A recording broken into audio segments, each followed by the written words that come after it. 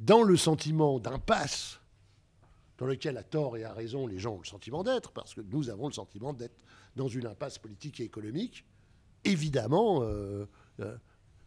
ça pousse de tous les côtés, c'est clair.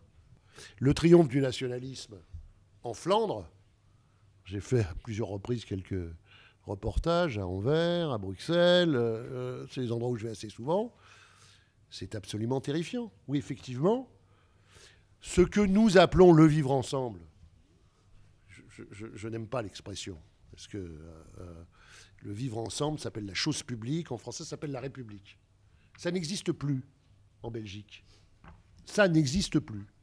Donc vous avez dans un quartier de Bruxelles l'extrême droite triomphante et en face d'elle une extrême droite musulmane, un parti qui s'appelle Islam, qui a dans son programme le rétablissement de la peine de mort comme le Front National en France.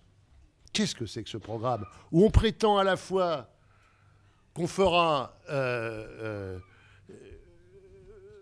des miracles sociaux et économiques en faisant payer moins d'impôts, en sortant de l'Europe? Mais c'est une plaisanterie.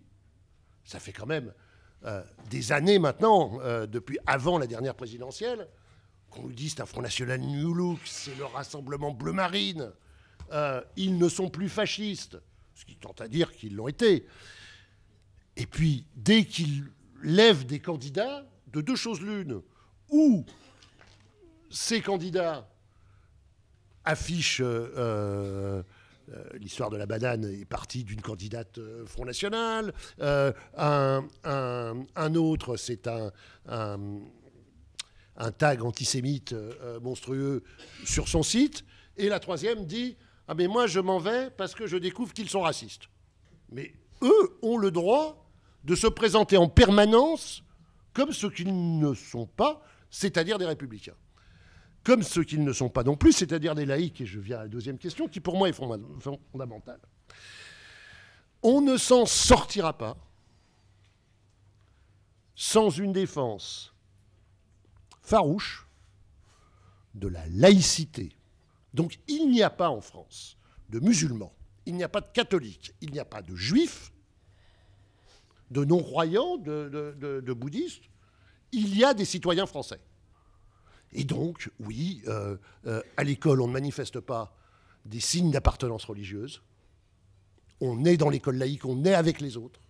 En étant intransigeant sur, encore une fois, le vivre ensemble, appelons les choses par leur nom français, la République.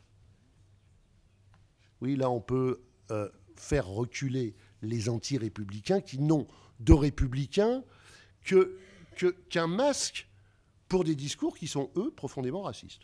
J'ai déjà dépassé mon temps ? Ouais, c'est pour ça. Voilà, laissons. Merci.